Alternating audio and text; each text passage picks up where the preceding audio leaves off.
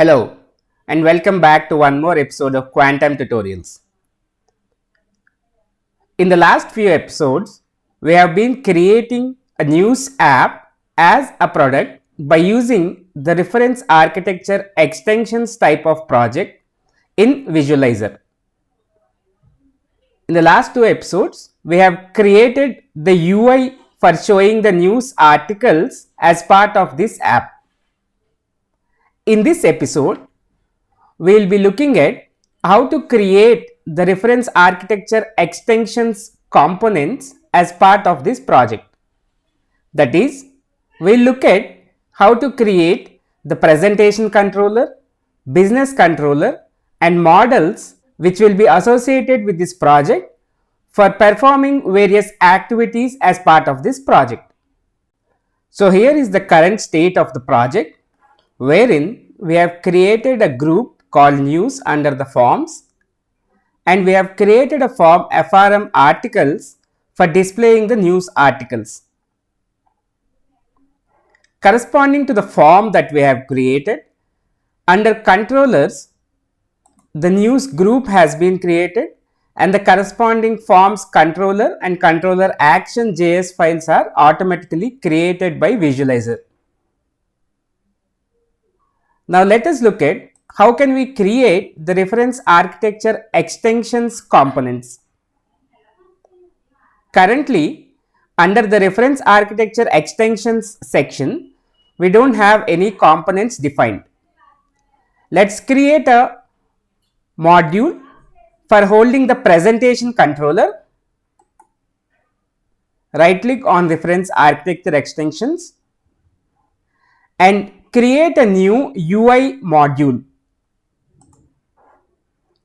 When I created a new UI module, if you can see, under that UI module, we have the presentation controllers section, and the presentation controller JS file is created under that presentation controller section.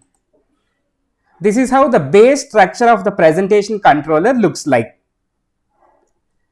We also have a config folder under which we have module config JS file. This module config JS file maps the forms group with the UI module group and the business controllers group. The module config JSON file will be auto generated each time we change the configurations of our reference architecture extensions. As you can see here, this is the default state of the module config. We don't have any references to the forms, but we have the reference to the presentation controller class that will be used as part of this UI module. Let us see how the module config would get regenerated when we rename this UI module to be same name as the group that we have created under the forms. I am renaming this UI module as news to be same as the group name that we have used under forms. Immediately when I changed the name of this UI module to be same as the group name that we have used under forms, the module config under that UI module got updated and it brought the references of the forms that we have under the group news under the forms section. Currently we only have one form, FRM articles, under the news group of the forms. So the module config got automatically updated with the reference to that FRM articles form and its corresponding form controller. So this is how the module config JSON file gets updated whenever we make changes to the configurations. Now let's create a manager group for holding the business controller for this application. Right click on reference architecture extensions and create a new manager. If you can see here, a new group got created under reference architecture extensions with the name as manager, and this has a business controller folder with the business controller JavaScript file present inside it. This is the default state of the business controller. Let's rename this manager to be appropriate to our application. I am renaming it as news manager. So this is a naming convention that you can follow. There is no restriction that you will have to follow the same kind of naming convention. As per your project guidelines, you can follow the naming convention. So now under reference architecture extensions, we have created the corresponding presentation controller and the business controller and the module config which binds the presentation controller with the forms. So the reference architecture extensions components are ready. Now let us generate the models for our project. Models, as we have discussed in the previous episodes, they represents the object services that you have created inside your Fabric app. So first we'll have to connect our visualizer project with the Fabric app. So we can do that by going to the data and services, and by using this menu option, you will find an option called link to existing app.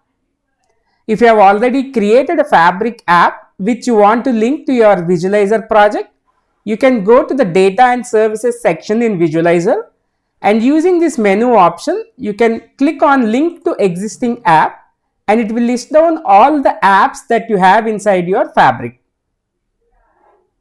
In our case, we have created this news app inside the Fabric and we are associating the visualizer project with this news app that we have created inside the Fabric instance. Click on associate. As you can see here, the Fabric news app is now associated with the news app of the visualizer. If you can expand the project services, you will be able to see all the object services, integration services and orchestration services and other configurations that you have created as part of your news Fabric app.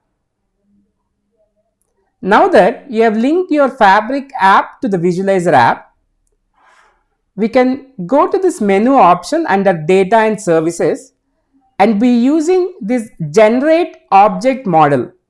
You will be able to generate the object model corresponding to the object services that you have as part of this news Fabric app.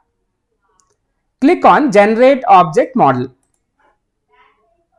It's generating the object models.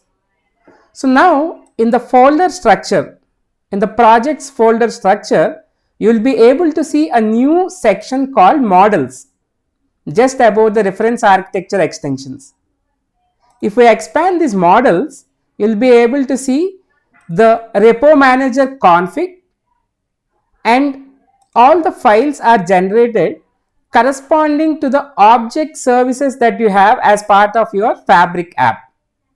I have an object service which is named as digital objects, and inside that object service I have an object articles representing that the models are generated inside our visualizer project.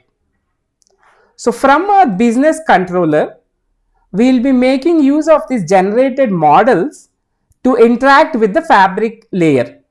So this is how we will be able to generate the reference architecture extensions components inside a visualizer project.